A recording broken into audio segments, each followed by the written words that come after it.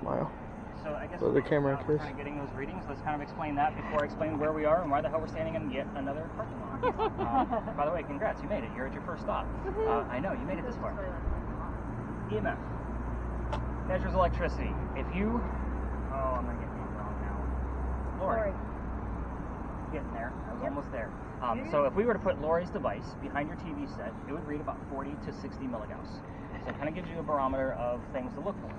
The average spike for this location, 5 out of 7 nights a week, is about 18 to 22 milligauss. So, and that's a spike, and it'll drop back down below 2.5.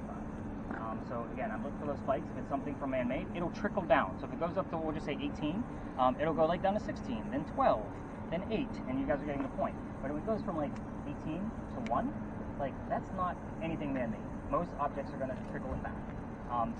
If your microwave is running and you stand next to it with that device, 150 to 170.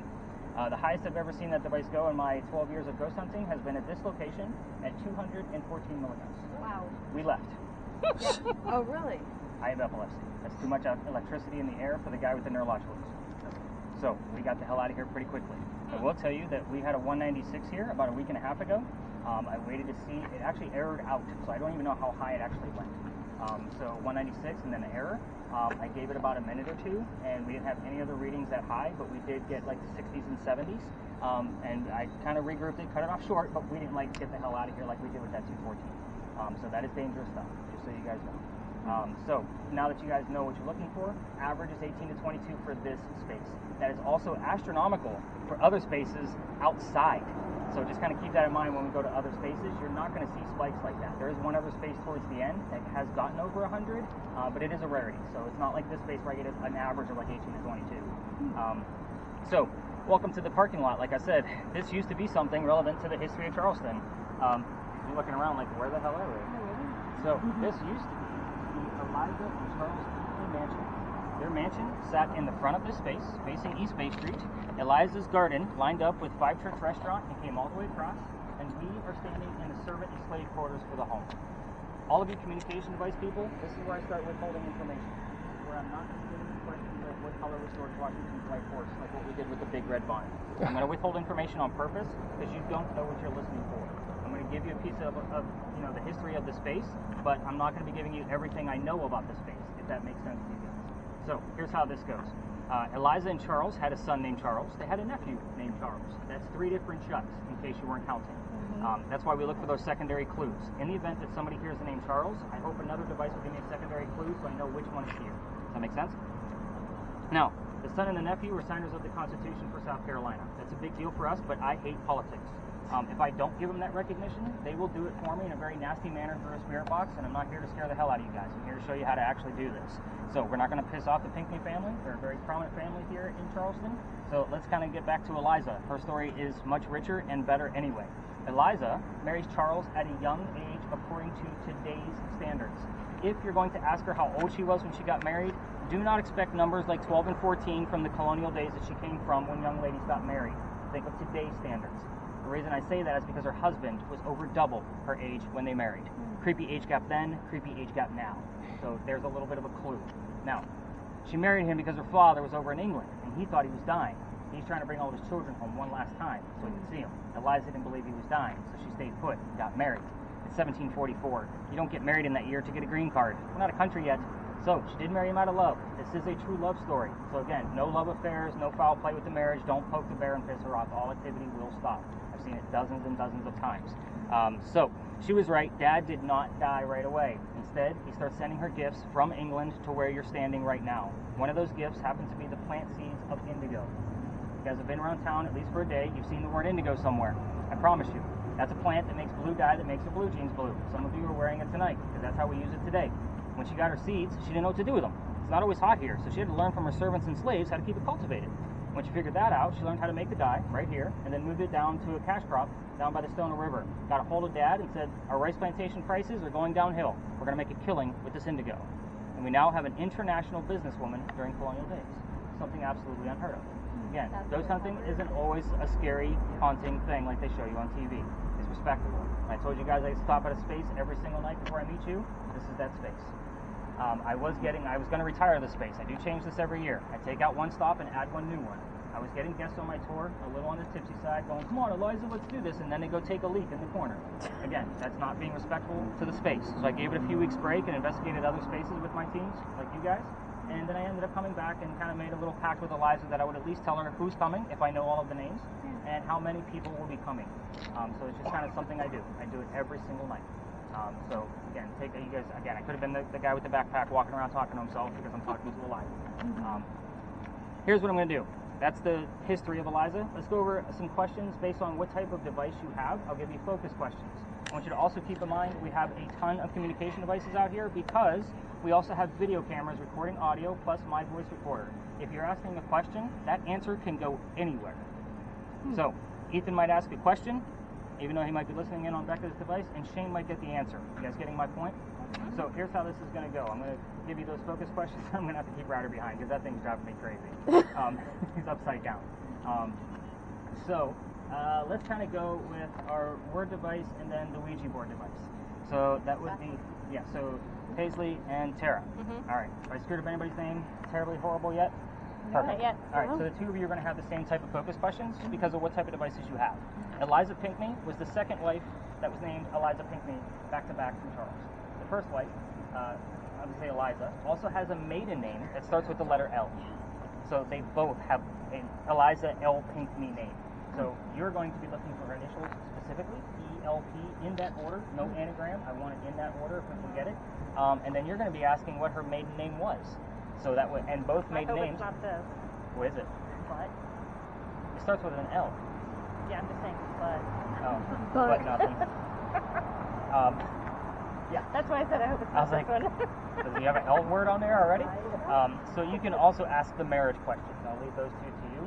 You can actually get numbers out of yours by turning the dial a little bit. Turns way down. We don't use yes, no for obvious reasons, and then you get numbers this way. You just have to keep turning that dial. So we'll go back to that. So those are going to be your set of focus questions. My two red spirit boxes, so that would be Shane and Becca. The two of you are going to have questions about her death. The four common things that we get answers to about her death are how old she was, what she died from, where she's buried, which president was a pallbearer at her funeral. So again, four majors that we commonly get the answers to. She's pretty open about talking about her death as long as you're respectful back. So if you want to ask something rogue about that, by all means do so. And that kind of goes for your questions as well. You can ask Eliza's age, Charles's age, or how long they were married. That thing will give you numbers as well, just so you know. My other spirit box, so I only have one left, correct? Perfect. So, Leanne. Aha! Got this down. Leanne, you only get like 1 to 2 syllable answers out of yours. So yours are pretty simple. The mansion's not here. What happened to it? When did that happen? So you're looking for a specific date. If we get the what, we normally get 2 or 3 numbers out of the date. So I'm talking very specific numbers. I would hear that. You'll hear it out of the spirit box. So remember that your devices are not walkie-talkies. You don't need to hold them to your face. I know it's weird talking to people that you can't see. Yeah. But you can literally, you don't have to ask anything out loud. There's no right or wrong way to do this, guys. And again, it's not a, I mean, Eliza knows we're here. We know exactly, she knows exactly what we're going to ask because I do this every night.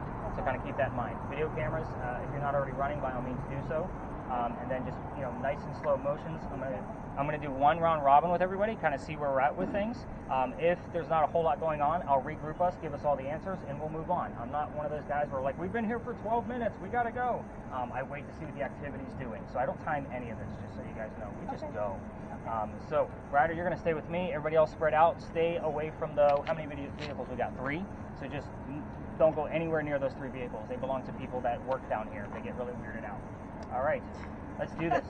I know, right? Just imagine if it was your car. Yes, get you unmuted. And I am supposed to be watching for what? Those blue lights. So we're looking, my thing does things related to Eliza's death. Yeah.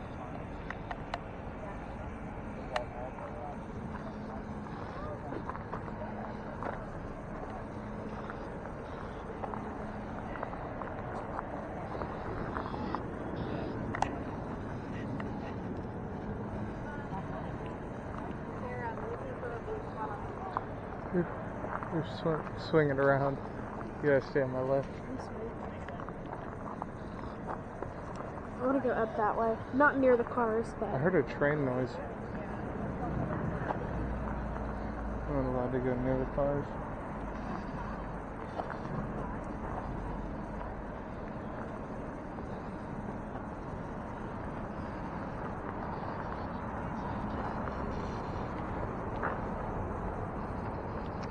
Stand right here. We got 82. How much? 82?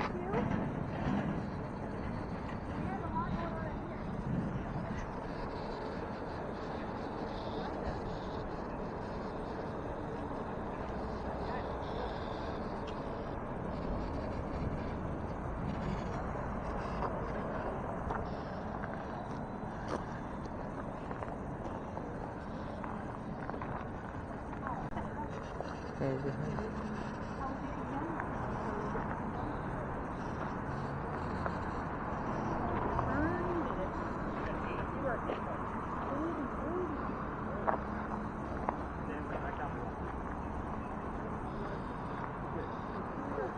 here. And it should. Remember, you're listening to the radio. I want you to tell me what the radio says. These people are If going you're near both in the... the car saying go buy a Toyota, I want to know that you're going to go buy a Toyota. How's your wordless stuff? Anything weird on there?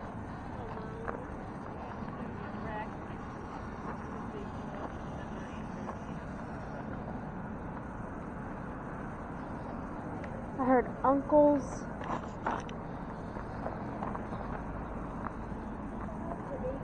Chevy. I heard a train noise earlier. Yeah? What would that mean? Well, he said until, was it the 1920s? 1920s was the start of the railroad, right? It's the Industrial Revolution.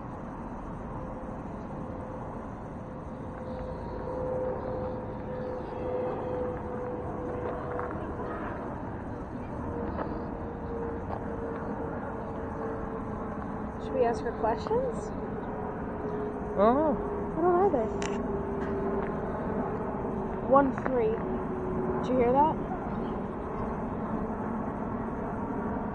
It was part of a phone number, but 1-3. How old do you think she was when she died? How old were you when you died?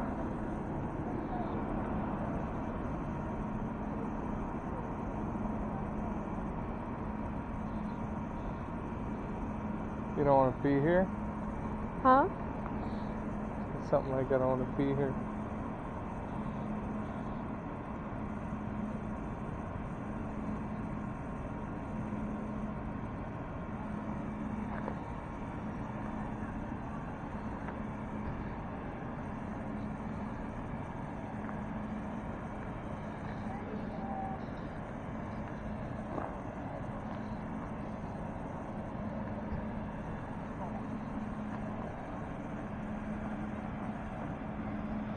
I heard 13 again.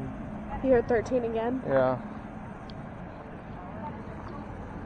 Eliza, how old were you when you died?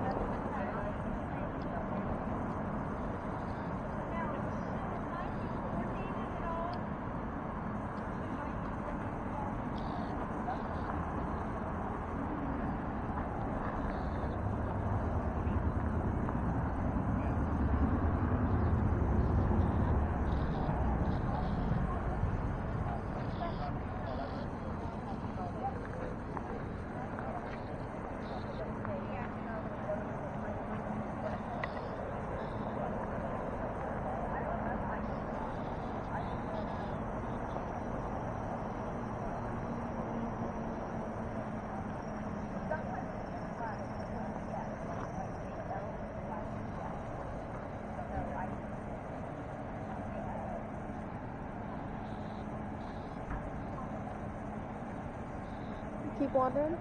Yeah. Alright, you two. I haven't talked to you in a few minutes. Hello. Yeah, how's it going? What have we heard? We've heard 13 quite a bit. 13. 13. Yeah. Yeah, I've I don't heard that know. like 2 or 3 times. It's interesting. I don't know what it means. I don't either. I don't know. Unless they're talking about 13 colonies. Okay. Kind of vague, though. Yeah. I would need something else to verify that. Okay. I don't know, something that was a little weird. I heard like, I don't want to be here or something like that. Okay. I thought that was, Well, you're on the right track, so you're obviously hearing things, so that's Moving good. there, yeah. And you're going to get better as the night goes on. But this location is so active, like, if we don't find something here, I know you're going to struggle all night Right. long. So it kind of gives me an idea to either twist things up or, hey, give it to, hubby, boyfriend, Right. brother, I don't know who you are. But I've made that mistake before. It's okay. But again, I say, hey, why don't you go ahead and give that up and you guys swap it a little bit, because Yeah. you're not so great at this, that's okay. 100%. Let him give it a shot. So, Yeah. And I'm okay to say you suck at something. Hey, Again, I'm we all- okay to take it. most people are. Yeah. And they usually chuckle, like, because I usually do it in the group setting, so that way nobody punches me in the face. Yeah. I'm like, by the way, you suck at this. Why don't you give your... And everybody chuckles, and we all have a good laugh. Exactly. But you guys are doing fine, so I love Cool. when I do this, like the couple thing, where you guys can both hear. Yeah. So that way you can verify what you both heard. Yeah. Yeah. Because, this is again, fun. you're the one that's not recording. It's true. Yeah. All right. Where am I at that?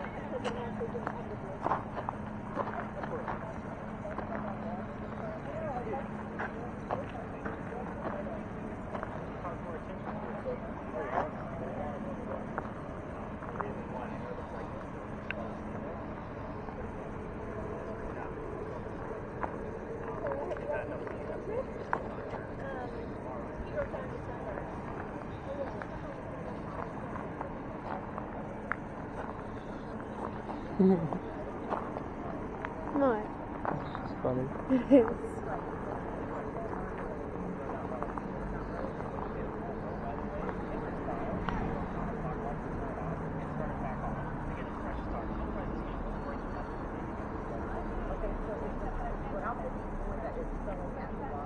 Heard a lot of Christian stuff. Yeah. Have you?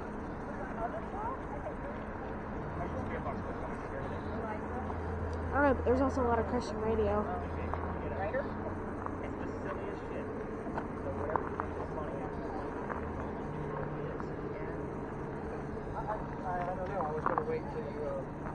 I'm just like giving you a...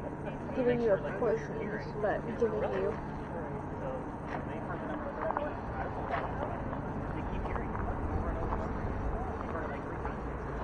Yeah, the only thing that I heard was radio waves.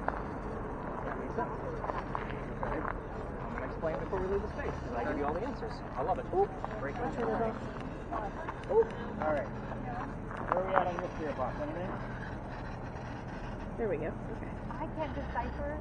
Hard. It's hard. Very hard. Like I hear a voice come through and I don't know if that's just a radio voice and then Tell me what the radio is saying. Remember, you're going I want you to hear that radio sound. It's not always going to be that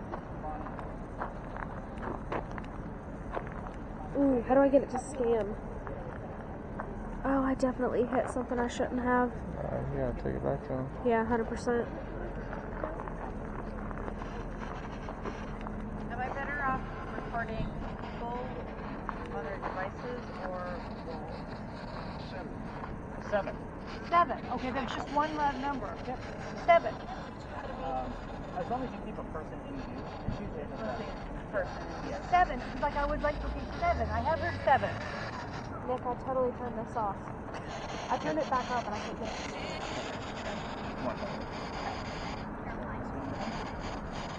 What year did you die? What number did you die? 8? Was there an 8? We have 7 and 8. I asked her what year she died. No, there's not an 8 in that year at all.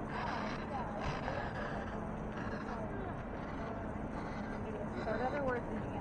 These are pretty sensitive too if we knock them around. Yeah. It just changed from ethically. I do love. I do love the fact that one was baseball. You're not recording, by the way. No. Should be recording. Really? I recorded a little bit. Alright.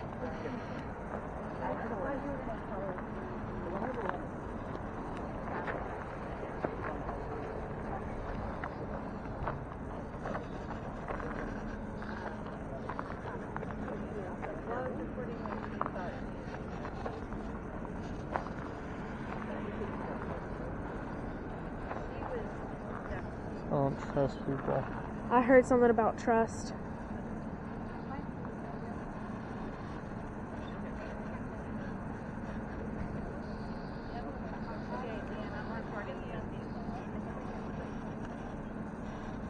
Defensive. I don't trust people defensive.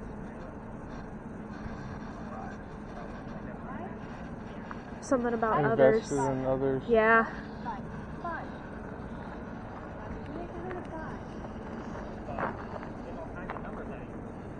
Did somebody betray you?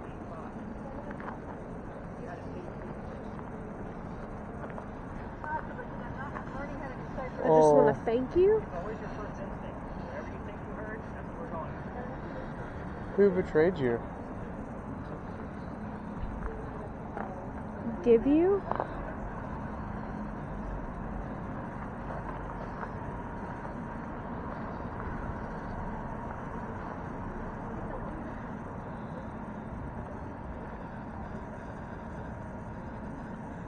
Such a great something.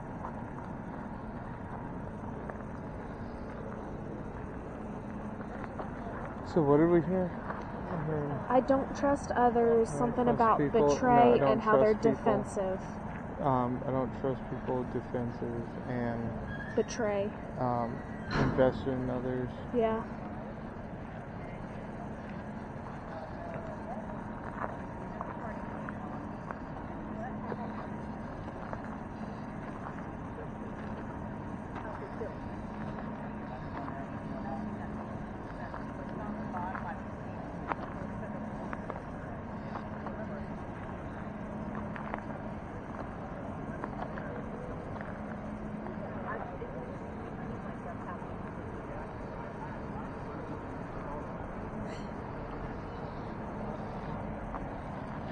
Who betrayed you?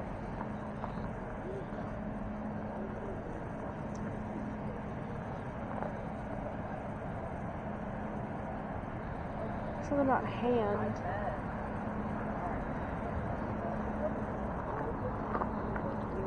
I want to see if we're on the right track.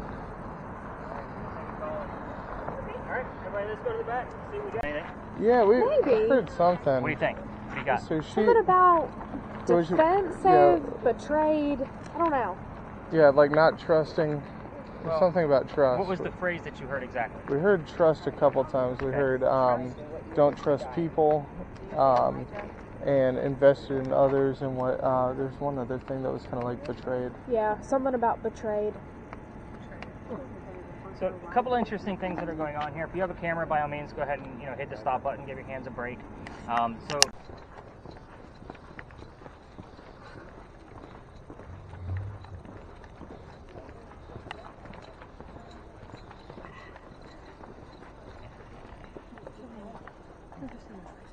here.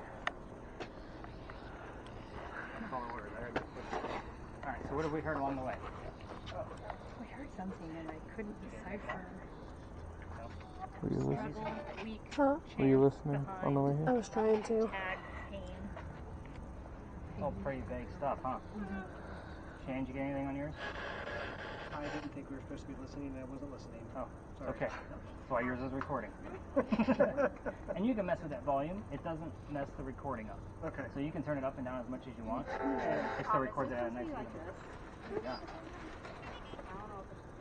That's being affected by the lamp post. That's why your baselines are going to be a 7 and higher in here. So yeah, let's get you on mute for sure. Did you get something out of that? I couldn't make it out. Is that what you have now? Fascinating. And I know we were chatting. Did you guys hear anything along the way? I heard down. That was really about it. But yeah. Nothing, guys. It's okay. Again, I never know what's going to happen. You guys hear weird stuff, and it's up to me to find out if it's relevant. But you haven't given me anything very, very specific. It's all been very vague stuff. The word tagged for some reason keeps standing out to me. I don't know why. I got tagged. Yeah. I know you got, but out of the whole list you gave me, that's the one that stuck out the most. I don't know why. So every ghost tour comes down here. This is actually the space I'm retiring this year. So after this month, I will not be coming down here anymore. Because again, I change it up every year for my repeat ghost hunters. They don't want to go to the exact same spaces every time, even though the evidence is always different. I take this one out simply because every tour is down here. I know it doesn't look that way now, but normally during our peak seasons, like July and October, I'm going like head to head with like 10 other tours, which is why we don't, spend a lot of time here. I give you the history, and then we leave the space, and then we go talk about it a little bit more at the next location based on what you guys are hearing. But every ghost tour comes here, and I'm going to tell you the exact same story they do, but I'm going to give you more details because you're not on the campfire marshmallow type of ghost tour. You're on ghost hunting. So you need some of those details so you know what you're looking for. This location is also the reason why I have Paisley's device. So you're going to be looking for the letters R-I in that order. It's going to make a lot more sense as I kind of go through this. Okay. Here's how the story goes. This used to be called Dueler's Alley. It's called Philadelphia Alley now. Dueler's Alley, as in take 10 paces, turn and shoot kind of duels. This was one of the hiding spaces for where duels occurred because dueling was illegal in the 1700s. So if you go to another tour and they say this is where all of the duels happened, they're lying. We have many spaces around town where that occurred. We just don't know where all of them are. But this one used to be called Dueler's Alley. That was his name. Here's how the story goes. A doctor moves down here from Rhode Island, R.I. So he comes down here. His name is Dr. Joseph Brown Ladd. For those of you listening on your spirit boxes, if you actually hear the song Brown Eyed Girl, it's not coincidence. We get it all the time because it's part of his name. So just kind of take that in stride. Anyway, he moves down here because he's supposed to get married to his fiancée, Amanda. Amanda just inherited a bunch of money from her dead parents. She's an attorney helping her out with all of his cash, and the attorney thinks that Dr. Ladd is just after Amanda's money. He tells Amanda to get rid of the doctor. So he comes to Charleston to prove that he's not just after her cash. On his way into town, the coachman brought him in, set him up to be robbed and killed. Kind of like a bad Uber driver. Now, I know, right? Somebody's walking by, and he sees what's about to happen because he's been here for a few years, and he knows the coachman is going to try to kill this newcomer. This guy's name is Ralph Isaacs. He has the same initials as where the doctor came from. The reason why I bought the device that Paisley has is because we were getting the letters R-I all the time on regular spirit boxes, and I wanted to verify that we were hearing R-I, or was I making it up? In the 7 or 8 months that I've had that, we've probably gotten R-I 5 or 6 times in that time frame as I bring up Ralph's name. So again, I can't make this stuff up. Remember that thing is cycling through the alphabet, and R-I are not next to each other in our alphabet. So take that for what it's worth. Back to Ralph. He tells the doctor, dude, I know this guy. He's going to try to kill you. Come with me. We're going to go to 59 Church Street. Ryder just jumped 10 feet for no reason. We're going to go to 59 Church Street. I have some friends there. They'll rent you a room. You'll be safe and good to go. Doc took him up on the offer. Doc and Ralph now become friends. The longer the doctor stays here, the more money he's making. He's proving his point that he's not after Amanda's cash flow. Amanda gets wind of this. She's moving down so that way they can get married. And Dr. Ladd became known as the Whistling Doctor. What I will tell you is that every haunted city you're ever going to visit in the future is going to have a cliched whistling ghost. We all have one. Ours just happens to be a doctor. It's another reason why I'm getting rid of this space, even though we do get some really great evidence out of this location. It's just too big of a cliche for me. As a writer, like, again, too big. Anyway, back to Dr. Ralph and Ladd. They actually go, Dr. Ladd and Ralph, they go see plays together, but they cannot sit next to each other because the doctor makes more money. That's the way the hierarchy works here in Charleston. He gets better seats. So on the way home, they're talking about Richard III and the new actress that they just saw in that play, and Dr. Ladd thought she was great. Ralph did not. Turns into a very heated argument, and Ralph is now insulting the doctor's fiancée, Amanda, back home in Rhode Island. It's really ugly, and they go their separate ways. I told you Ralph has friends around town. He goes to his friends at the newspaper. He puts an ad in the paper telling the whole city of Charleston what he thinks of the doctor. Kind of a you're a disgrace to society kind of thing. Doctor saw the ad, but rebutted with, let's just go to Dueler's Alley. Let's settle this, and somebody's going to die. Keep in mind that this whole argument started over the actress. Yeah, kind of a dumb thing, right? So they came down, they took their 10 paces away from each other, they turned, the doctor points his gun in the air, and he shot. He did not want to kill his friend. He just wanted to have the courage and bravery to show up to the fight, which is often what happened at a duel back then. But Ralph has his one bullet. He puts it in the kneecap on the doctor. Dr. Ladd doesn't die, but Ralph proved his point that he's still pissed off. Dr. Ladd's friends picked him up, took him home to 59 Church Street, where he dies 10 days later on November 2nd of 1786 after refusing medical treatment. I'm going to point out 2 things. It's 1786. Gunshot wounds are a lot different back then. And Dr. Ladd is a doctor. He probably just thought he had lead poisoning and tried to bleed it out himself, but failed because he died. Every ghost tour tells their people that they bring down here to listen for the whistles. It is always this quiet down here unless their air conditioner is running, which obviously in the month of October, it's not running. Even on a busy Saturday afternoon, it sounds just like this. It is eerily quiet. Now, if we're going to get whistles, for those of you with video cameras, hopefully you have them running. We will capture whistles on there. On your spirit boxes, we will get whistling parts of songs and then the word doctor from a next station after that. So you have to take those things for what they're worth. Coming down here for 4 years, I can't tell you how many times that's actually occurred. Too many to count. We do get whistles all the time through radio stations, and I've had a couple of faint ones in the background. Now, what I will tell you is that if you're going to come down here on your own and use the voice recorders from your phones to try to capture whistles while you're in here, keep in mind every local knows the story. Anybody walking up and down Cumberland Street or Queen Street throws a whistle down the alley. I do it every morning when I'm done with your data. My office is there, my garage is here, which means I have to pass the alley every single morning when I'm done with your data, and I do it every single morning like clockwork, especially since I got thrown out of here. You guys ready to hear that part? Because that's the fun part of the story. So, you guys are all looking at me like, oh shit, who is this guy? But anyway, this alley didn't go all the way through that way. There was a wall up there. The reason why, and this was before it was Dueler's Alley, by the way, so we're going back further in time. This is where they kept the livestock for the city of Charleston. It used to be called Cow Alley before it was called Dueler's Alley. So imagine a bunch of cows and chickens down here. What does that mean? Those bricks down at the end by Queen Street are older than the ones you're standing on. They're sun-dried bricks from slave children. There's a full handprint down there from a slave child and fingerprint swipes and others. I used to take my groups all the way down there just to show off the piece of history because we all need to see how far we've come from slavery. I don't care about the diversity in my group. We all need to see it. Yeah. However, everybody thinks that something's going to happen around there because that's obviously the child's no longer living. In the 1800s. So, I treat that brick the same way I do a grave. That's the last place you're going to find that, kid. I'm trying to shoo my group along. It's November 26th of 2020, by the way. And I'm trying to shoo them along because I know nothing's going to happen. And it's right outside the kitchen window of the beautiful mansion at the end of the alley. I'm trying to be respectful, not realizing I was actually out of bounds for tours. Yeah, I was the new owner of that mansion came out screaming.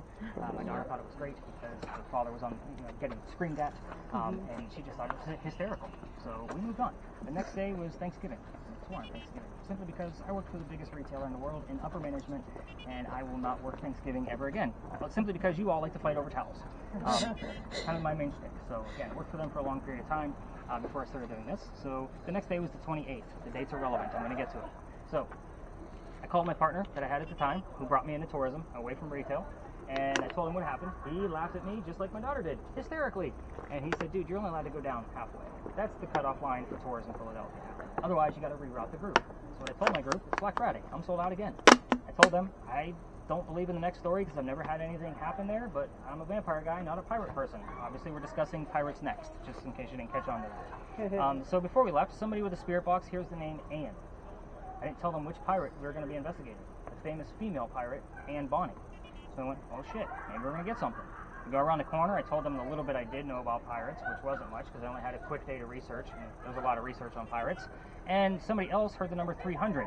I don't know what it means. I wrote it down. The next day I'm doing their research, and it turns out we were there November 28th of 2020. Anne Bonny's trial for piracy, November 28th of 1720.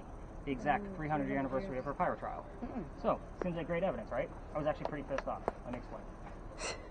I have a master's degree in creative writing, and all of my bachelor degrees are in writing as well. I need facts and data, especially when I'm doing this. Even when I'm writing fiction, I like facts and data to be able to twist it and make it into a real-life type of story. Pirate stories come from pirate lore, which was written 100 years after the fact of when these events allegedly occurred. You know how hard it is to debunk pirate things going on? I will tell you what we're going to be discussing at Anne Bonny. The next location came from a minimum of 2 resources because I've read 1,000,001 books on freaking pirates that I never wanted to in my entire life. Just trying to make sure what we're about to do is legit. It's a very interesting story. It's a lot of fun, and it is obviously a female heroine, depending on how you look at her. Minimum of 2 resources, but it is a 50-50 roll of the dice if she'll actually be there. So I know for some of the skeptics that I might have in the group, you think that paranormal evidence is going to be 50-50 anyway, and it's said to be seen all over town. I will explain why we're at that specific location, not because it's just within the bounds of where tours are allowed to go, but there's a specific reason of why we will be there based on Anne Bonny's tale. Before we leave, you guys are very attentive right now, by the way. The gate behind me, remember the alley didn't go all the way through this way? In the event there was a duel down there, which looks like there might be going one right now. If there was a loser, the dead guy, this was the shortcut to get to the cemetery behind me. Otherwise, they'd have to walk all the way down to Queen Street and then double back with the dead body, which is dead weight, in order to go drop the body over at St. Philip's Cemetery. The wrought iron was probably put here in the early 1900s, but you can see that the archway is definitely a part of the original wall. So a lot of people don't know why this archway and gate is actually here, but most of our gate or wrought iron stuff is all done by the same person in the early 1900s. As you go around town, you can recognize his work. So I can't remember his name exactly, but it's Philip something. Bless you. But again, I think that about covers this location. Did we hear or see anything? How's our word list? Space. Space. Any numbers show up on yours? I was watching you the majority of the time, but no, not that I'm aware of. There was an R and I, but they were reversed. IR. Damn it. So maybe it's telling us to check the IR camera. Because 1700s ghosts know what infrared lighting is. Oh. It's very sensitive, to be honest with you. Hope I got some. I will tell you, like, I was a little worried about this camera tonight. So I had a team. I won't say what it was. We'll just say that this team was well past retirement. Okay. We'll put that out there, right? All right. And the tech was not going to be the focus for that group. Yeah. I definitely made it more about the histories, and I actually added a few histories in there because I knew that they weren't going to want to spread out and explore the way you all are. I will tell you that the thermal imaging camera was a major concern. So again, we didn't have much of it running, and I actually couldn't get it running for my tour on Sunday night, so I didn't even use it. That's embarrassing when you pull something out of the bag and it's not running right away. So I had to quickly divert and hurry up and get the IR camera out instead. And I don't always use the IR camera because it takes forever to upload. So unless I have these larger groups like this, that's the thing that takes the longest. So I get that started first because it will take a few hours, and that gives me an opportunity to start uploading everything else. But that's the first thing I get started. You guys ready to learn about some rated R pirates? Yep. Yeah. Nobody got my dad joke? Come on, Shane. I figured you were, of all people, would have chuckled. Come on, my daughter, when she's on the tour, she will always punch me in the arm every time I do that joke, just because it's a dad joke. So, all right, let's do this. We're going to go back out the way. So am I on or off of my static? You can be on. Okay. There's nobody else down here. Do you actually think you heard Bernard go? I think so. I think I heard like I wasn't a listening clip of very it, but I well. heard Loser, and I think I heard October.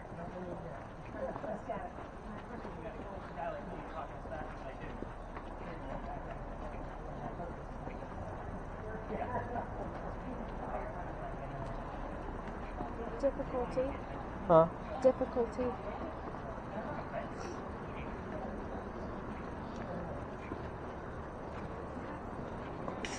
And then I will explain our last stop before we leave the space, because that's where we're going to be. 772 mean anything? Yes, it does. I was waiting for it. Really? So we get double sevens here all the time. It is Dr. Ladd's birthday. I would say 6 out of 7 nights a week we get 7-7. July 7th is his birthday. So again, happens all the time, and I wait to see if it occurs in doubles because 7 has 3 different relations in this location. First off, your 7th vice president is buried on the other side of this wall. So sometimes we'll get 7 in John. So his name is John Calhoun, in case you don't know who that is. Martina. Martina. I don't know. That's an interesting term. Remind me to write that one down. And also, we're going to be discussing the gunpowder magazine, which is served in 7 different wars. So we get terms like 7, wars, French, Revolution, getting my point. But when we get them in doubles, it's almost an automatic because it happens all the time. So 772 and Martina. I have to write those down. We're going to be talking about that little building with the crosses. Those are not crosses, by the way. Those are earthquake bolts. Earthquake bolts, if you don't know what they are, they're basically turnbuckles. In the event we have another earthquake, like what we did in 1886, which we have not. I just chuckle. You could turn those turnbuckles, and it's supposed to tighten the building so it doesn't incur any further damage. It's a great idea, it just doesn't work. And that's the reason why I laugh about it, is because you guys have been looking at them all over town in the form of pineapples and lion heads and all kinds of Charleston charm bullshit, and they don't actually work. Even the apartment building behind it has the peach squares on every floor. Those are also earthquake bolts. Good. So yeah, You're decorative. yeah, exactly. Those ones specifically, the big ones on the powder magazine over there, they're part of the reason why we're here. Those are the first set of earthquake bolts that Charleston ever put in. The reason why, did you just hear my name out of that? I have red. Red. I don't know what I'll that take that too. Does the word sap mean anything? No. I am going to put you on mute though. Yeah. My ear is trained to like automatically divert to a Well, spirit you're box. better than I am. Like, what was that? So I thought I heard my name. I'm going to take the red instead. Both of them are relevant in this location, but the red would make more sense. But anyway, back to the earthquake bolts. Those are the first set because this is the oldest government building in Charleston, or in South Carolina. My apologies. So that building was finished in 1713. It was being constructed at the same time that Anne Bonny was coming here to start a new life. This is why we're here. This is something she would recognize from her own era. So there's not many buildings like this around town, at least at this age. But this is what I call a familiar. For those of you that watch the TV shows, you've seen that little Boo Buddy. That's the teddy bear with the little blinky light EMF meter in there. They use that because they're trying to attract a child ghost who would recognize it as a toy. It's the same type of principle here. Not many buildings this old. We're hoping that Anne's going to be here at the same 10 to 15 minutes that we're all going to be here. That's the hope. So let's get into her history. The building took 10 years to build. Does that sound like our government? Small building, 10 years? No, not at all. I'll chuckle for you. Thank you, Tara. I appreciate that. Our history begins right in the middle of the construction. Try to follow me on this one. There's a few twists. I will slow down on the twist. Again, we're talking about this kick-ass female pirate, right? So, 1708, a young lady moves here from Ireland. Her name is Anne Cormac. She She comes here with her father and his mistress. The mistress is Anne's mother. Is everybody with me so far? Mm-hmm. The three of them are running away 85. from her father's angry wife. How pissed was she that she kicked them out of the country when there's no such thing as an airplane yet? That's a long boat ride to get over here. They land in Georgetown. Dad bought a plantation up in Georgetown. That's between us and Myrtle Beach, in case you're unfamiliar with our coast. He bought a plantation, but Mom dies pretty quickly thereafter. So now Dad has to send young Anne down here to Charlestown to be able to sell things from the plantation. So, hence the familiar building. Going back to Ireland for just a minute, they say Anne was a badass even when she was a child. At the age of 7, 8, 9, they say she killed a servant with a knife to the belly. Can't tell you how many times servant, knife, and belly have shown up on different boxes, and nobody else knows what the other people have going on. Happens all the time. Now, back to Anne. Fast forward. The building's done in 1713, but pirates are starting to come through Charlestown in 1715. Anne is stoked. Why? She's going to fall in love with one of these gents, so that way she can earn her freedom, just like a man. So, that's kind of the gist of the story. The first guy she falls in love with, and I said first because there's a handful, and we're going to cover them all. That's what makes the story so damn interesting. The first guy is James Bonny. You already know where this one's going because I've already mentioned her pirate name. Dad didn't approve because he's a filthy pirate. They ran away to Jamaica, got married, and Cormac is now Anne Bonny. That's where the pirate name comes from. However, when she gets down there to Jamaica, she realizes her new husband is not the Captain Jack Sparrow that she was hoping for. This guy turns out to be a privateer. He's a spy for the British. This guy's a coward. This isn't who she wants. A few years go by and she falls in love again. Guy number 2. This is John Rackham, but everybody calls him Calico Jack. This is the guy they based your Johnny Depp character off of, just so you guys know who this guy is. So, he has his own ship, he has his own crew. Anne wants to be part of the crew. You cannot put a female on a pirate ship. Does anybody know why? And keep it family friendly. Aha, I've seen those wheels spinning. It's bad luck. You're looking around, she's like, why wouldn't they want a female on there? But it would be bad luck. So, Jack makes a deal with Anne and says if you dress like a guy and look like the crew, you can be part of the crew. Anne's okay with this. Reason why is because Dad used to cross-dress her as a boy apprentice back home in Ireland to hide her from his wife. She gets it. It's a man's world. But let's put 2 and 2 together. She's a female in his quarters. She's eventually going to get pregnant. You cannot have a pregnant pirate dude on the crew. Somebody's going to figure out that she's a girl. And then they're going to get rid of Jack because there's a democracy on every ship. They'll vote him off. So, before she starts to show her pregnancy, he drops her off in Cuba. Go have the baby over here, come back later. These are friends of mine and they'll help you. And we'll figure it out when you come back. She goes and has the baby, but returns without a baby. You can see where that sweet child of mine thing would have come into play. So, and I have no idea what happened to the child, by the way. None of my research has ever disclosed what happened to that child. But she comes back dressed as a female. This makes Jack pretty angry. To make him even more angry, Anne's going to go flirting with the pirate crew that he just captured. They're down below deck. Guy number 3. Guy number 3 turns out to be a female, dressed like a guy, to be part of the crew that Calico Jack captured. So now we have 2 females on the same ship trying to be pirates. Her name, Mary Reed. She went by Mark Reed to become a pirate. Her and Mary became friends, possibly lovers. We're not going to really know for sure because of the time frame. But the British find out where they are. They send an entire fleet of ships to come take down one measly little pirate ship. Rumor is that Anne and Mary were the only 2 pirates not drunk enough to come up and fight with 1-bullet flintlocks because they don't know how to use cannons yet because they haven't been pirates for very long. Now, obviously 2 ladies with 1-bullet guns are not going to take on a whole fleet of ships. They get arrested, and as they're being arrested, Anne looks at her beau and captain, Calico Jack, and she says, I'm sorry to see you here, but if you would have fought like a man, you wouldn't be hanged like a dog. The word dog shows up a lot on communication, by the way. The judge wants to see the 2 quote-unquote men that fought back so valiantly on their own. He's already tried and hung Calico Jack and the drunk pirates that wouldn't fight. They're dead and gone. The 2 ladies go in front. They reveal their gender. The judge does not give a shit that they are female. They're still going to hang them because they're still pirates. We plead our bellies was the last thing they shouted to this judge because you cannot hang a pregnant woman in 1720. It's illegal. So he sends them both back to jail and delays the hanging. Dad is still up here in South Carolina with all of his Irish money. He bails out Anne and brings her back home. And she remarries. That's husband number 2, but guy number 4. We're going to count Mary because we don't really know. She has 4 kids and dies at the age of 84. Very abrupt ending because we don't know much about her after her pirate career. It's all speculation, and I don't like to throw rumors out there. Mary Reed died 5 months later in April of 1721 from whatever pirates died from in a Jamaican jail. Use your imagination. Most books would tell you that it was something simple like fever. Let's make it romantic and call it scurvy. Why the hell not? I know, right? So let's play around with some words. Here's what I left out of the story. You guys can ask anything you want to over here, but I will tell you the specific details that I left out. So the word red shows up quite often here because I often ask Anne Bonny to tell me what her hair color is. And it was indeed red. So the fact that, we think we heard the word red out of your device, I'm going to take it. So again, and I usually give that to somebody who's struggling with a spirit box because it's a 1-syllable answer that's easily found. Here's what I left out. The name of Anne Bonny's parents. I called them the father and the mistress. So find out what their parents' names were. I also left out the name of Calico Jack's ship on purpose. So that way you have something to work with. The city where Anne grew up in Ireland is another piece that has been coming up more and more. Everything else is fair game. Some of the stuff I cannot prove, just keep that in mind. Like what happened to Anne Bonny's first child, no idea. What's the name of her other 4 children? No idea.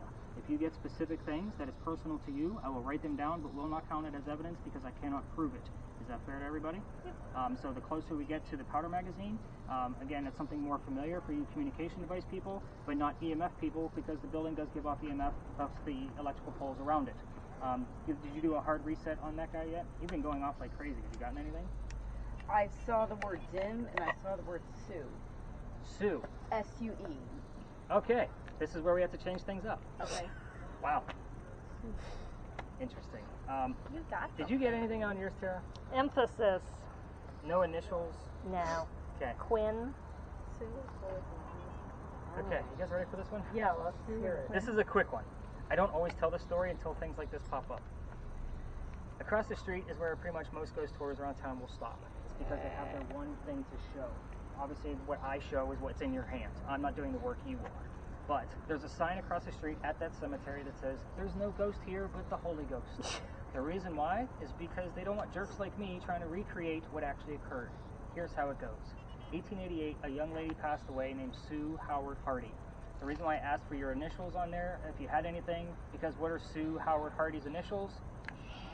Cheesy, campy, but we've gotten it, believe it or not, on your device. Yeah, so she dies 6 days after her stillborn child. Now, with that said, 1987, 99 years later, on the exact day, a photographer is taking pictures of all of our cemeteries, putting a book together, and he captures a full apparition near Sue's grave. I say full apparition, it is usually in the top 100 best apparitions ever caught. Like, I do study these things, and it normally will show up in a list like that. Now, this particular photograph is in 1987, so he doesn't have the tech that we have now to be able to analyze this on his own, so he sends it to Kodak. So I have to explain what Kodak is to anybody in the group? Good. So I think that these 2 teenagers might get it later on. But anyway, Kodak basically confirms the camera that he used it, and that the picture was not altered in any way, shape, or form. So, again, it is one of those pieces where it is in the top 100, but the picture is said to be cursed to females that are holding it in any way, form, whether it's a digital. So I'm happy to show it to you. The only thing I ask is that you do not touch my tablets when I show the picture. I would go around the horn for anybody that would like to see it. Again, I don't always show it. The other tours normally hand out a tablet and pass it around. And I say curse to females, it is said you'll get the same symptoms like what we talked about at the beginning, the headache, the nausea, the dizziness. Pregnant females are said to not have a good pregnancy based on the gist of the story. You can imagine that if somebody's down here on their honeymoon or something like that, I'm not going to be the guy that cursed the family 9 months later. That's why I ask you don't touch my damn tablet. So, looks like you guys are all like ready to see this damn picture. You guys ready for this? Sure. You guys are all like nobody like shied away and turned off. So I was kind of like, all right. Sometimes that happens, especially when I got mainly a group of women. So you guys get my point of why I didn't break out the tablet like right away. We're still going to. It says allow, so you better. Okay. What's weird is we're not near the date. Like, we get more about her from the date, but because she had that spelled out, and we don't get like full words spelled out on that thing all the time. No, like it was just really weird. I saw Dim, D-I-M, then I saw Sue, S-U-E, but most of it's just been gibberish. Yeah. Sue Dim. Allow box. Alright, so I will go right to left this time. So I'll zoom in on the picture, I'll do pair by pair. So here's the full picture he took. Here's the apparition. You can see the woman, you're looking at her back, praying over her own grave with the baby basket next to her. So you can kind of see where, even on a computer, when you zoom in further, you can see the weaving of the baby basket. There have been other pictures taken on that date. They're not as clear as this. You're looking at a woman's back. She's praying over her own grave wearing a shawl with the baby baskets next to her on her right. And how was that captured? He was just taking pictures of our cemeteries. Huh. Yeah, show me what I'm seeing. Woman Oh, yeah. with the baby basket. Like, the basket to me is almost key. So I think, like, next year when I try to recapture this with some of the camera work that I have, like, I'm going to go back on the exact date, I'm going to be looking mainly for so, woman wearing a shawl, you're looking at her back, and then there's a basket, a baby basket next to her. And that is her grave. So, again, I look, again, usually in the top 100 of, best apparitions caught, because it is pretty damn clear what's actually going Yeah. on there. So we are going to spread out. I will tell you that the thermal loves to act up in here. Okay. So if it does like give you like white lines, like staticky lines, keep it going, because I want to get it filmed. But I've seen that happen where whoever was filming, their spirit box or device would stop working. It's kind of weird. It's only happened a handful of times in the 3 years that I've been coming here, but it has happened on more than one occasion, weeks apart. So take that for what it's worth.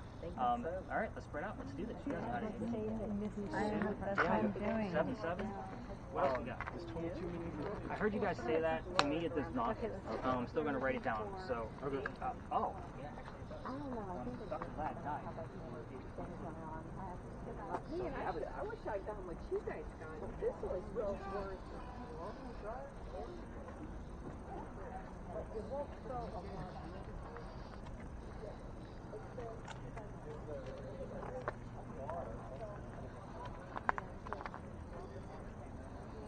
So we're listening for the name of the ship and her parents' name. Yeah.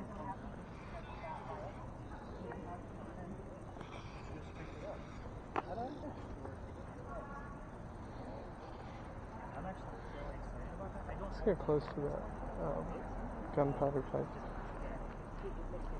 Let's ask him about summer.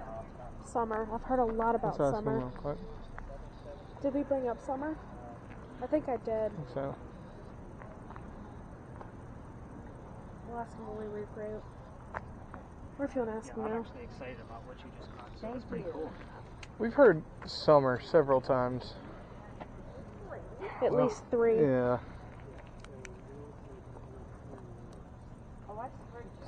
Which is weird because we're in the fall. So Yeah. shouldn't be hearing that term. Right. Yeah. So weird. But the fact that you guys have 7-7, they heard 7-7, but they also had the number 22, and that was the age of Dr. Ladd when he died from his gunshot wound. So Oh, like they're really? getting like Dr. Ladd things for sure. That's Okay. cool. So, but that suit, that like we don't always get that kind of thing. That's why I was like, oh shit. Guess Yeah, I gotta it opens up. Yep. That's Yeah. cool. It's almost a curse to know like all the different stories. There's like 15 stories on this corner. Yeah. I just wait to see what you we've guys are heard telling me. some about the kids and or something about some kids over there in the Yeah. gunpowder shop. I don't know.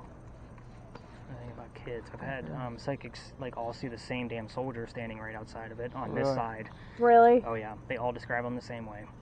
That's crazy. Yep, blue pants, white shirt. Oh every wow. time. And they're like, Yeah. he's not happy about you being here. I'm like, I don't care. He's not harming I anybody. mean, yeah. I'm not harming anybody. And again, we're trying to learn. Yeah, right? And that's when you guys hear weird shit. Like if I don't know what it is, I'm not afraid to say I don't know what it is. I'm gonna write it down and look it up later. Yeah. I don't know what the Martina See if you is. can piece That to me sounds like a anything, or- boat name. Like that's the first thing I thought of when she said Martina. Yeah. I'm gonna look it up. Right. I don't know. I'm excited about it because it's weird. Exactly. I don't know what the hell Let's it see is. if it pieces anything together. Yeah.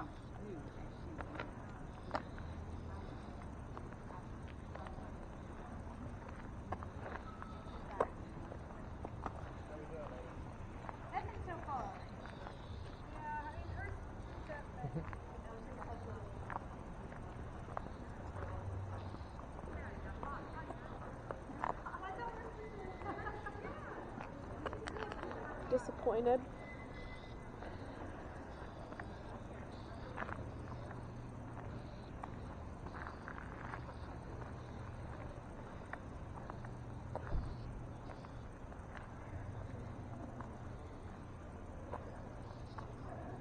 Related.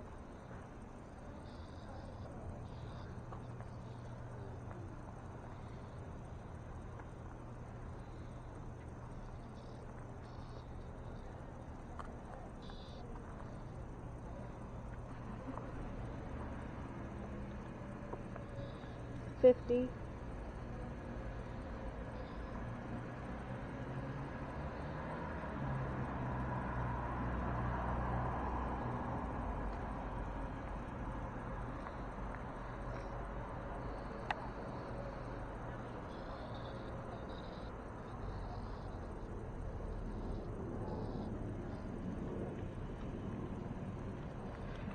Hold this. I'm hot. You're hot. Yeah. Are you not?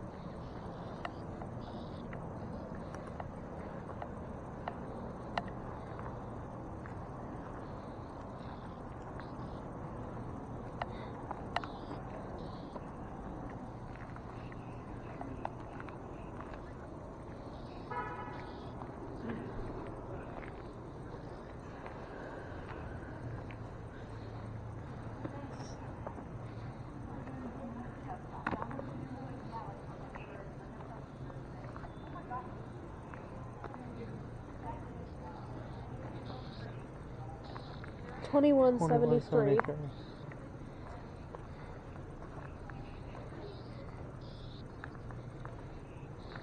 Fourth quarter.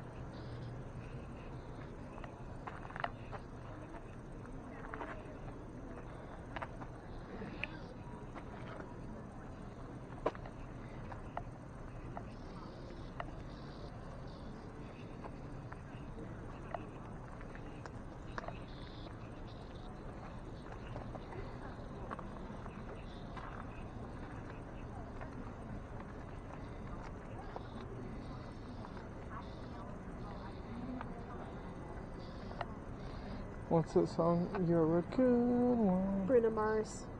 No. Such a fine. I don't know.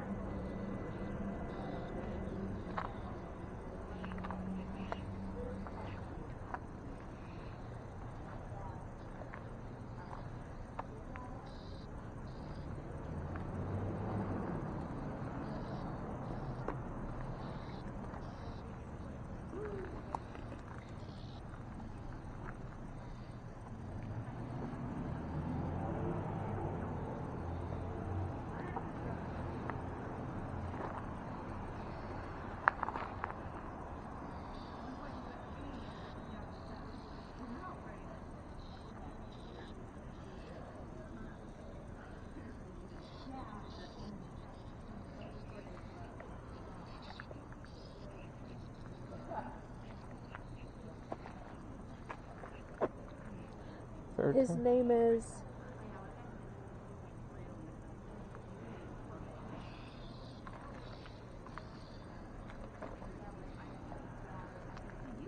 Can't do this to me, Daddy. I heard that. Oh, that's creepy. Let's tell him that. You can't do this to me, Daddy. That one's creepy. You heard that, right? Yeah. 1783, fourth quarter. Can't do this to me.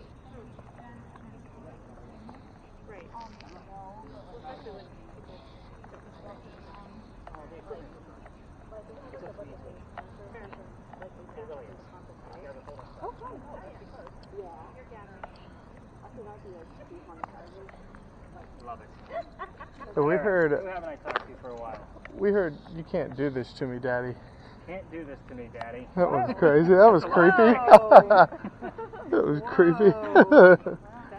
Becky, you look a little freaked out. You okay? No, 100%. Okay. I'm thinking. 1783, fourth quarter. 1783. 1783. Hard to decipher. Yeah, it just like sounds like fourth quarter. It sounds like we're playing football. Yeah, right? Here's the interesting thing. And Okay. this is a stretch. Okay. Anne Bonny died in 1784. Okay. You have 1783 and then the word fourth.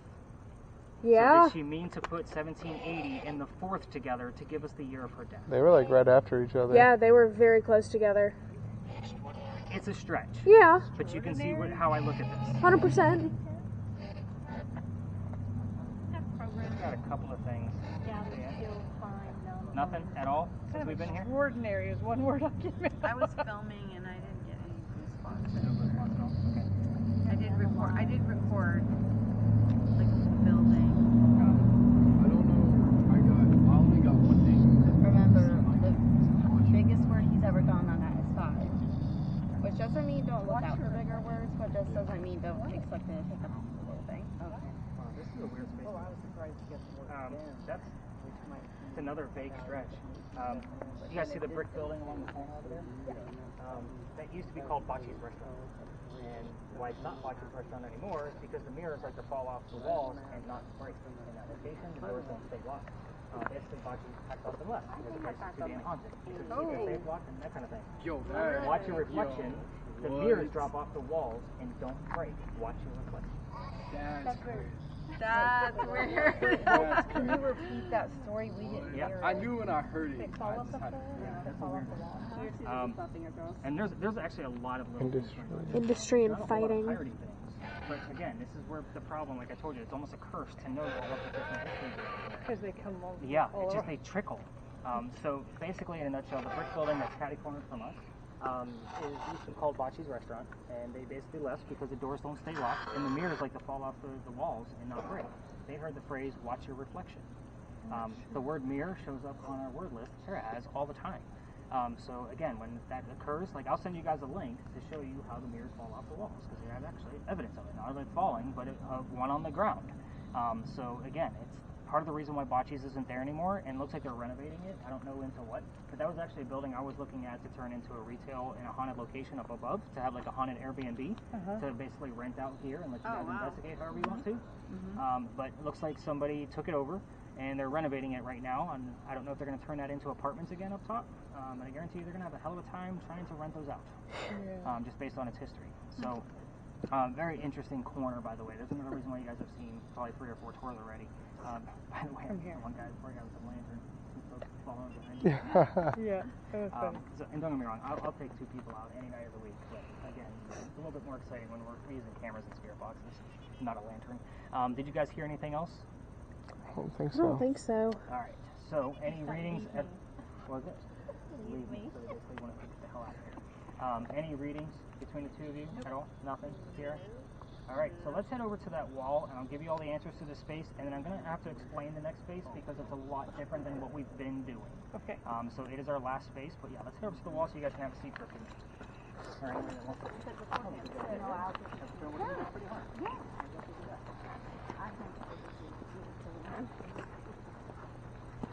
Does the word coop mean anything? C-O-O-P? we're near the Cooper River. You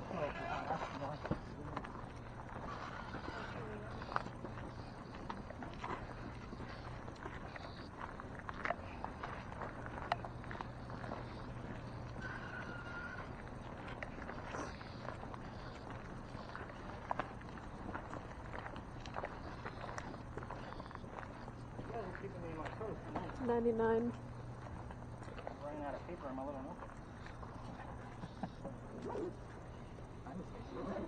Good thing I type 90 words a minute. That's why you guys get your damn back so quickly. Nobody's taking a seat? No, Yeah, you're no, I meant on the brick wall. By all means. You gonna pop it down? No, Here to have a seat. You pop it down. So, No, it's okay. by the way, the heated warning that I give you guys at the top of the night with the headache and nausea, dizziness, this is part of the reason why. I always like to kind of share this story because it kind of also shows you what the shit that I see. 2 years ago, month of September, it was just like this, nice and comfortable, and I take my group to the back like I always do because every tour likes to cut through here and I just stay out of their way. The kid next to me, he starts to faint. And I say kid, he's like 21, 22 years old. So I have to literally pick this guy up by his armpit so he doesn't hit his head on the ground. He's going down that quick. It was a quick, like, holy cow. His boyfriend picked him up from the other side of him. We brought him over here. I got him some water, making sure he was feeling better. They didn't want to leave the space or anything. And then I told him the history of Anne Bonny, just like I told you. This used to be the last stop, and I would tell the Sue story and a couple of others, and I would spread everybody out. Go across the street, have fun. This is your last stop. These 2 guys pull me aside. Nick, we are 2 transgender males. I had 2 females, just like males, just like Anne and Mary in the story, on the tour. This is the weird shit that I see. It was unexplainable, but it still made sense if you really think about it. And they were kind of like, we didn't want to say anything. And again, I don't normally ask, like, what's relationship, like I did with Shane at the beginning of the night, like, what the hell's going on here? But again, it just wasn't something I was paying attention to. So you can imagine psychics and mediums, like, I like to have you guys show up early so I know who I'm working with. I make sure psychics and mediums do not get a spirit box. The reason for that, it's different kind of messaging. It's going to mess them all up. And usually, I can't tell you how many of those folks have passed out on me too, and I've had to call an EMT to come and get them. So first time somebody passed out on one of my tours, I was in CPR class the next day. I'm like, oh shit, what did I sign up for? But you can see all the weird stuff that I see and why I give those warnings, because things do happen. Females coming into this space will feel like heart palpitations. I've had young ladies like actually sit across the street, like waiting for us to be done. They say, oh no, go ahead, I'm just not going in there. Like, it's just a weird space. So, yeah, just like to put that out there, what the weird stuff that I see. Shane's looking at me like, oh my god, who did we find? This guy is so odd. Let's get to Anne Bonny. Let's get to those quick answers, and I'll explain the next stop. Now that we've gotten things from Sue, I'm super excited about Sue being spelled out for us, by the way. That's letter by letter, and those letters are obviously not next to each other either. Anne Bonny, one of the few pictures you can find of this young lady where she actually has a shirt on. The reason why is because she used to bare her breast to show men that they were just killed by a woman. It's kind of a, ha-ha, you've been killed by a girl kind of mentality. So, again, I told you she was a badass. Obviously, her hair color is red. The names of her parents, William Cormack, Mary Brennan. This was not another subliminal trick with the name Mary. We just happen to have two in the story. Mary Brennan happened to be a servant for the Cormack family. Now you can all assume and be correct on how Dad met Mom. So yeah, I'm not going to go into that whole 30-minute scam. It's a fun story, but not needed here. The name of the city where Anne grew up was Cork, Ireland. So that will pop up. Nice, easy one-syllable answer. And I also like to show you what Calico Jack looked like.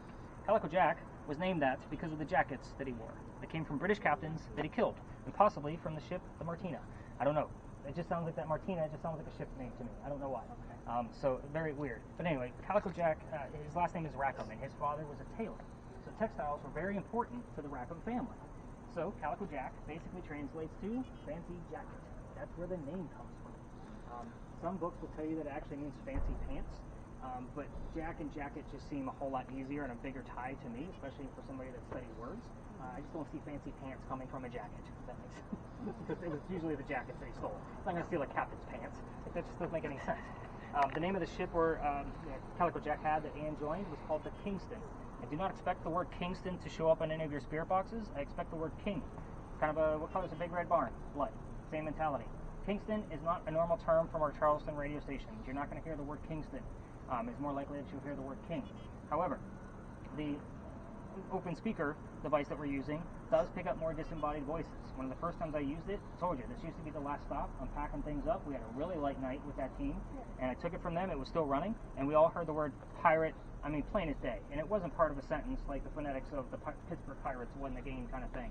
Luckily for us, the person was standing next to a person with a camera, and we had the audio from the camera for me to be able to analyze it and give it back to everybody and separate it out for them. Super cool stuff. But the word Kingston, I would expect that of yours, but not anybody else's. So just kind of keep that in mind. What we're doing next is called the Estes method. Anybody not familiar with this? I can explain. Okay, you guys have no idea what this is? Nope. Beautiful. So, in the next location, I am going to take two people. One person is going to be blindfolded and have noise-canceling headphones over top of a spirit box. And they are not going to know the history of that space. So with that said, they are going to sit next to a person that is going to be using a VR headset that is going to be using AI imagery to create images that have never been seen before using the magnetometer of my phone. So in essence, it is going to be picking up EMF from my phone and translating it into a new image that I've never even seen before. The reason why I do this is because it's normally set up for one person, so the blindfolded person is supposed to have the headset on as well, but that's too much stimulus for one person, for people that don't do this on a regular basis. I decided to separate it.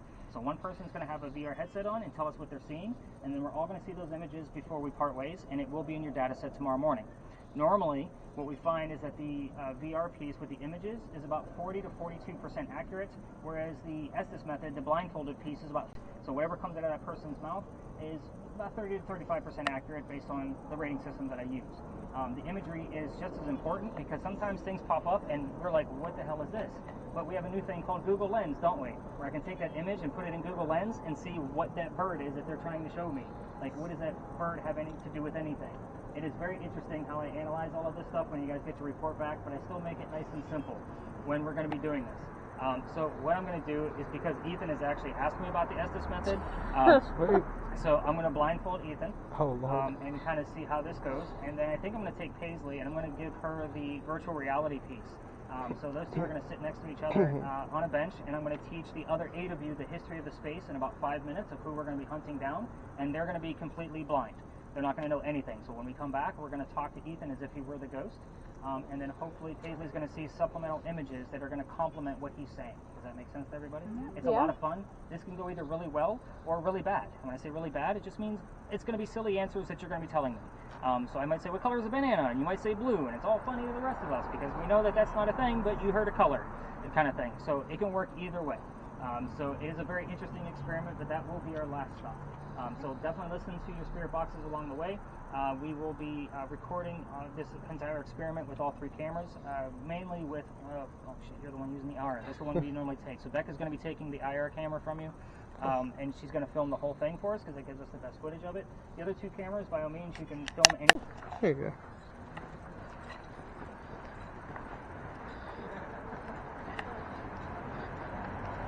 And forgive us.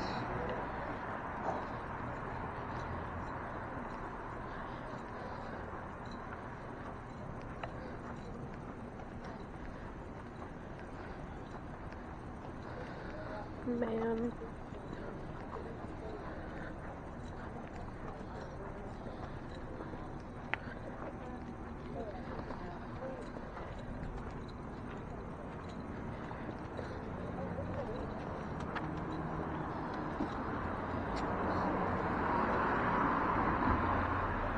What's stop? Is it this big button? Yeah.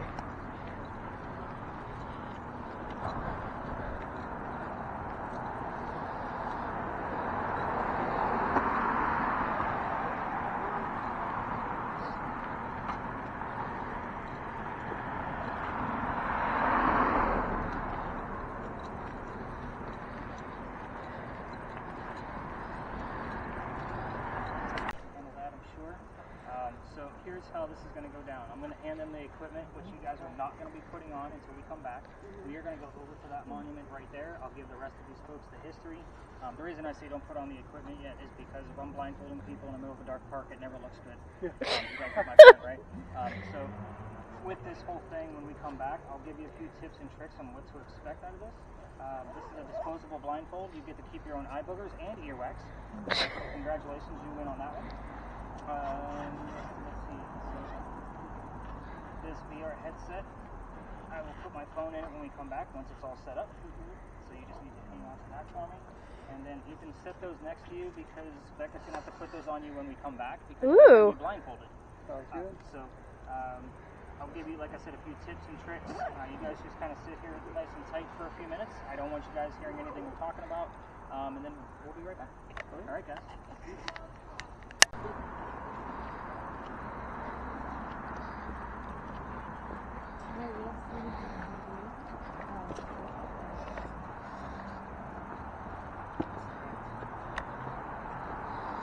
Alright guys, this one's nice and quick because we just need to have just enough information to kind of know what we're looking for when we get over there.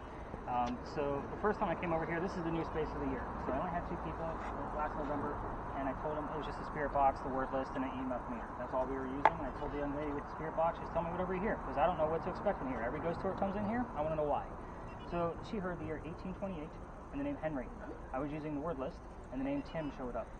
Behind me is a bust of Henry Timrod, born in 1828. Like, again, I can't make this shit up. Kind of like we had that 793 and 4th. Like, damn close, but the 1828 is spot on. Here's how his story goes. He's a writer, and he's sick through most of his life. He's obviously old enough to go fight in the Civil War, so he goes to fight in the battlefield for the Confederates, because he's from Charleston. He goes out to the battlefield, but his comrades realize he's too sick to fight. They sent him home, knowing he was a writer, and told him to go be the voice of the war. So he came home and started writing poetry about what was going on in the battlefield.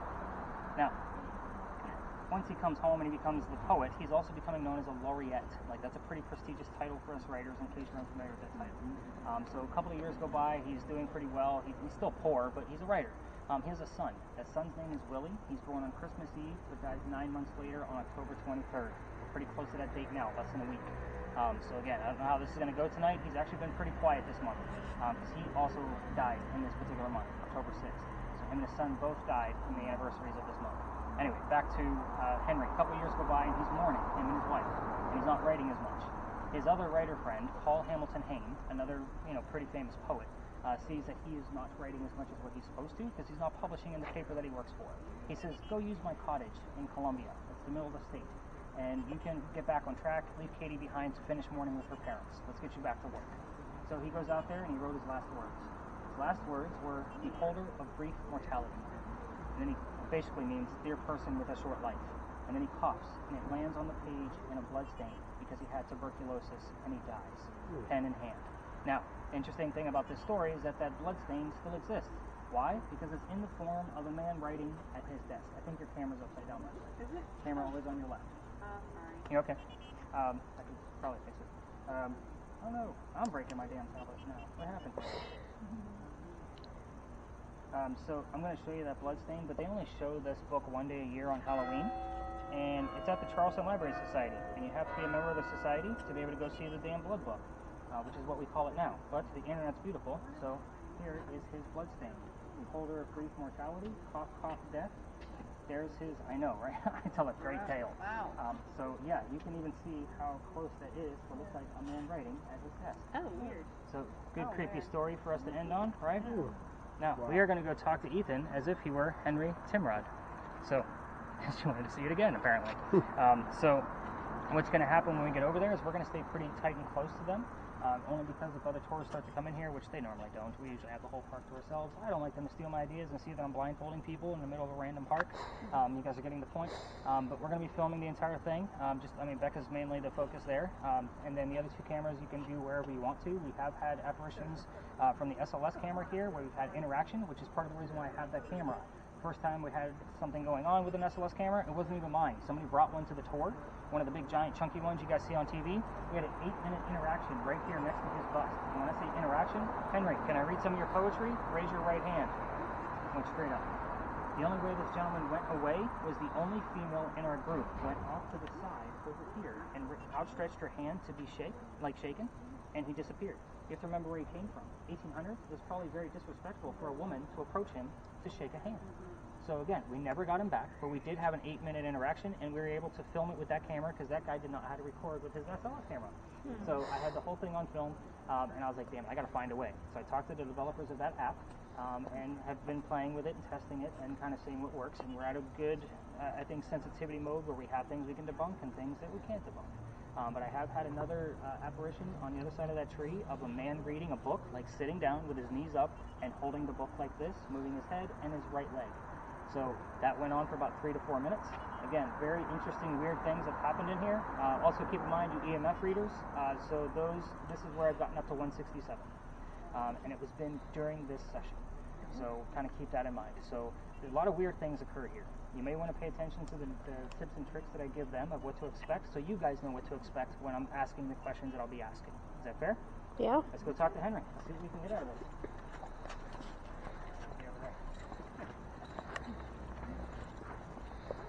I've seen the yawn a couple of times. It's like, oh, I'm probably wearing her out. It's been a long day.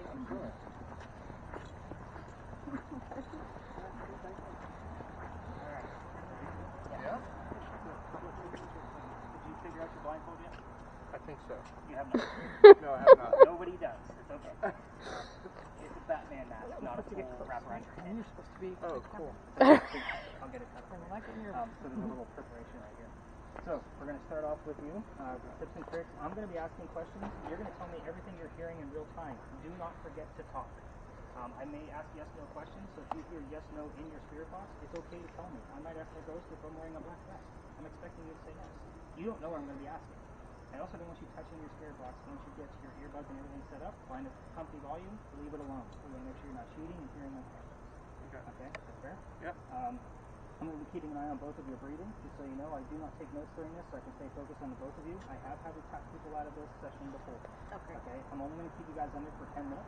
And I will kind of keep everybody informed of how long we've been, keeping you under. Like when I hit the 5-minute mark, is usually when I let everybody know. We're going to be filming the entire thing. So again, all you have to remember is you have to talk to us.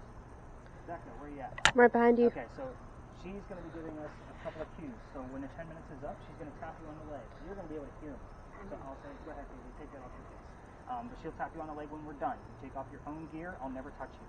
If you're talking too loud, because we do have neighbors, she's going to tap you on the shoulder. Okay. That means quiet down. If we can't hear you, because we're going to all huddle in nice and tight, she may lift up your earmuff and just say louder and kind of keep it nice and simple. Cool. So with that said, once he gets blindfolded and noise-canceling headphones in, you're going to have to put those the earbuds in, put the noise-canceling headphones on him. Cool. Because he won't be able to see it. And again, I'll help you out with that. You'll just have to set the camera down or hand it off to me. Gotcha. I'm going to set up my phone. All you have to do is tell us what you see, but keep it simple, so then we focus on what he's telling me in real time. If you see 2 people on a bench with a tree in the background, 2 people, bench, tree, background. That's all you need to say, because we're all going to see the images afterwards anyway. Okay. This thing will also give you like gray smoke that's rolling. You're going to tell us everything that's not gray smoke. This is not a 3D like in your face type thing. It's just going to be a picture floating in front of that gray smoke. You just need to tell us what that picture is, and that's it. You may get 1 picture, you might get 10. I have no idea. It's different every single time. I've only had 2 nights in the past 4 months where we had 0. So again, we never know what's going to. So it'll be like gray smoke, and then whatever I see, just make it short, sweet, to the point. You got it. Like And it'll take a minute to kind of like manifest in front of you. Okay. Okay. All right. So let's get. I'm just saying everything I hear pretty much. Got it. Awesome. All right, so give me 1 second to get her set up, and then I'll say, let's get you geared up, and the minute you start talking is when I start the time. Right on. Have you ever used VR before? Okay, I'm just setting it up right now. It takes a second to calibrate, so it knows which direction you're looking. That's why I put it that way. And I'll start it and slide it into the headset, and you'll feel that you might want to take your glasses off. Alright guys, let's get all nice and tight around here. Becca, go ahead and set your camera down because I'm going to need you in just a minute. Cool. I'm gonna hand that to you. I'm in charge of that for right now.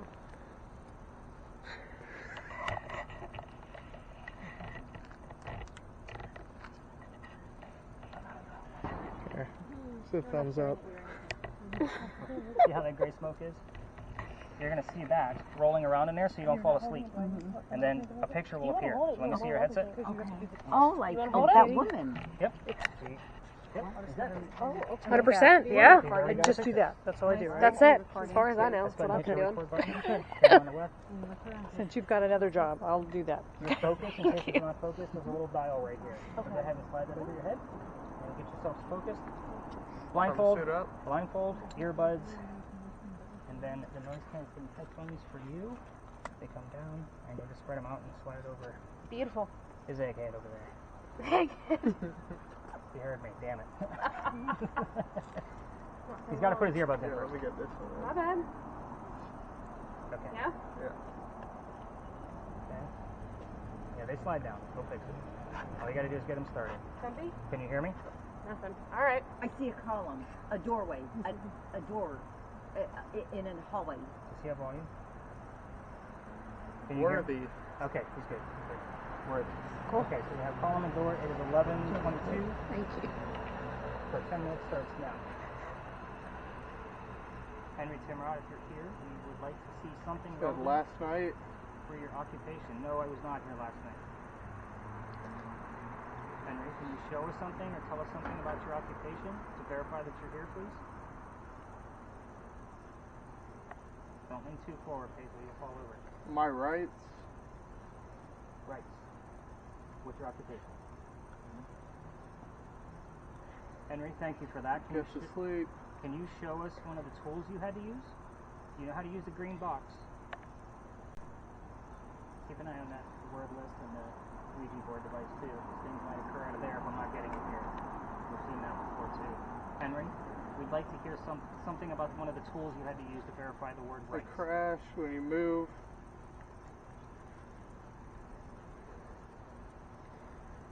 Henry, can you tell us where you worked? Like, who did you write for? Did you write books? Did you write for a newspaper?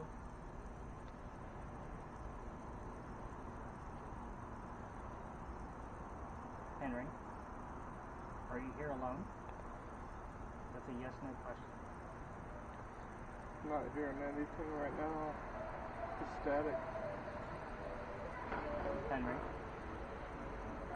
I know that this month is rough for you based on the anniversaries of what happened at this month, but if you can communicate back to us with anything you want to tell us that's not about your son, you can tell us about your wife, You wanted it. you could tell us about your friend Paul, and you could tell us, Democrats. I don't want to talk politics with you, Henry. You want to talk about the war that you served in? That's a yes/no question.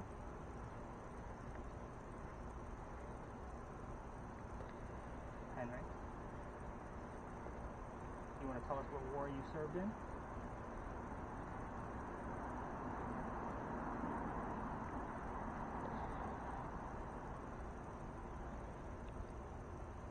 You admit. Be considerate and Okay, cool. We'll be a little bit more respectful. Let's talk about your wife. Can you tell us your wife's name, please?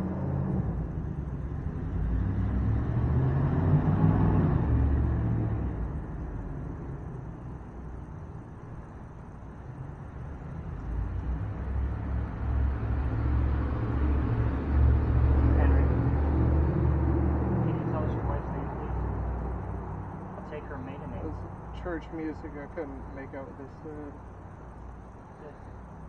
wife Katie, her maiden name was Goodwin. Female created them.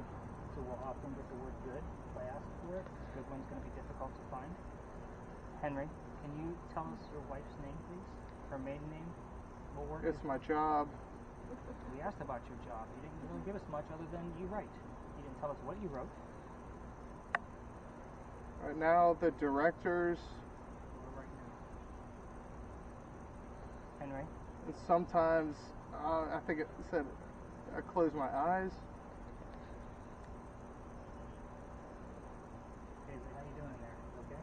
Yeah. You're all lean forward. Because I guess I'm still waiting for something up other than the hallway that was so clear, crystal clear. I'm not really seeing too much right now, just the smoke. Hallelujah. No tampering. Henry, there's an animal in here right now. Can you tell us what kind of animal that is? What kind of animal do we have near us right now?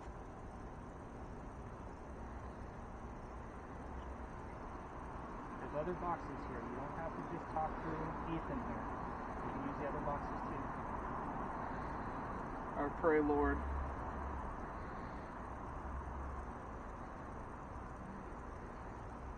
Okay, Henry. Standing alone. I asked you if you were alone. You didn't tell me yes or no. Is somebody else here with you? It's been about 5 minutes, so they kind of have that idea. See how quick this actually goes. Do you have a number? Any words out of there to me? Nothing. How's our word list? Elemental, tiny, collection, decomposed. It's him? That's how I found out about it. No other tour that comes in here talks about it. They're talking about your guys' back. Nobody talks about timber. I got timber on. You gotta fight. Henry, I asked you about the war that you served in. You didn't want, you told me to be more respectful. Oh, I wondered. What do you got? I got this like 5 minutes ago, not when you asked it, but I got injured in the line of combat. I wasn't injured though. Not in that way. You didn't get any injuries. Campfire.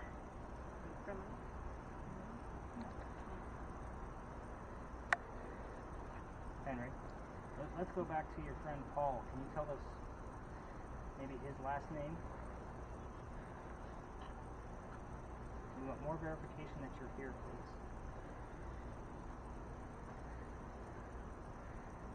All these questions. Henry, I know you don't always like us being here, but there are no other groups in here tonight. 410.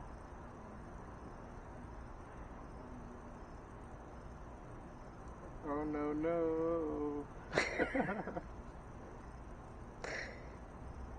Henry, Something about home come true. can you tell me where Paul lived? Where was the cottage where you wrote your last word? What city was that?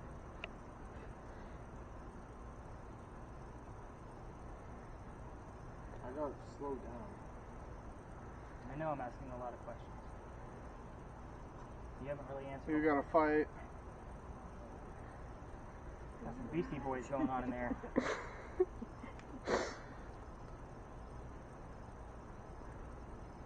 Henry, where was the cottage at that you wrote your last words in? What city? The number 1. Notice I keep my voice down as well to make sure they can't hear me through this.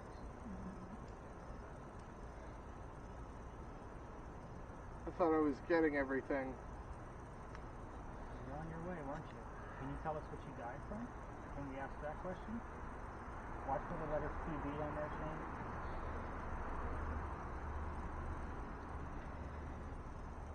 Henry, can you tell us how you died?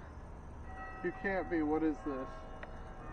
Better question. What sound are we hearing right now? Minimalist approach. We've had the word bells show up on pretty much every one of your devices when I asked that question, even spelled But out. in addition to these, What sound did we just hear out of St. Michael's Church? I got all those. Some Beatles going on? trying to find something. Pray for it. What sound did we hear? What was ringing? Please don't stop. I love how he's singing. I don't think anybody's ever done that before. Henry, we're going to wrap this up. We got about a minute left, maybe two.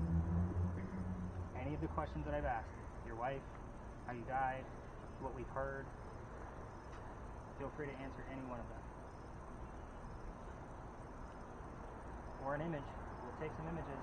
Paisley's been waiting. She's falling asleep in there.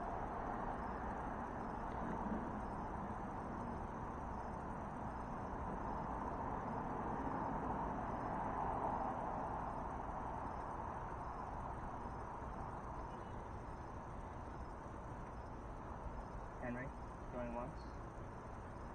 I can't make out anything. It's so staticky right now. Do you want us to go home?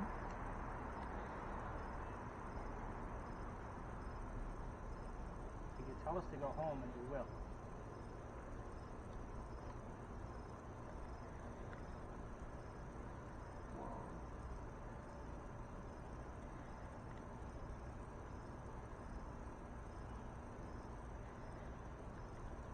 Any last images you want to show us, Henry?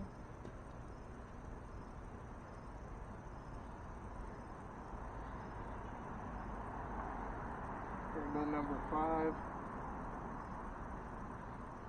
Okay, Henry, I'm going to say goodnight. I will see you tomorrow. Can you say goodnight back to us? In the ground. I'm really honestly waiting for another image. That's why I was hoping he would show up some kind of an image. Like I do the temptation, make a deal, like we'll leave you alone if you give us an answer. Yeah, that kind of thing. yeah, if we could do that, because that There's one gonna be image was 7. crystal clear.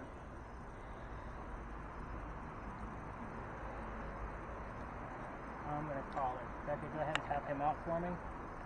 Paisley, go ahead and rip that thing off your face. I know you're waiting on the smoke to clear. Does that mean I'm good to... Yep. I just got beautiful soul. Awesome. No, beautiful. That's it. Beautiful soul. Alright, so let's take a look at these images. I think we've gotten like maybe 1 or 2 possible things that are going on with yours. So the woman that she saw, if you guys want to crowd around because I can't really blow this up to go horizontal, that's the way the app works. I don't know who this is, but there's definitely something trying to be spelled out in there. Whenever there's letters that show up in this guy, I normally can't interpret it, just because they don't make any sense. So again, I don't know who this person is, but I don't see any specific attributes. I can't make out a time period. So to me, I'm not going to count this as being part of the actual evidence. Seems like here where I want to go next. So she said she saw columns. that I did see. So this is definitely like a hallway with many, many doors, little windows. So they definitely have like a pane at the top of every one of them. Just weird. So I don't know how that would be relative either. And what did you say this was? I never saw that. Well, this was the last thing that just showed up. So maybe it showed up as I pulled it out of there. It might have been, yeah. But I asked him about the cottage in Columbia. I know this thing is run down. But again, I did ask specifically about a cottage. So again, kind of slightly relevant. Every once in a while there'll be something like in there that was like, oh, there's a ring there, or so forth and so on, based on whatever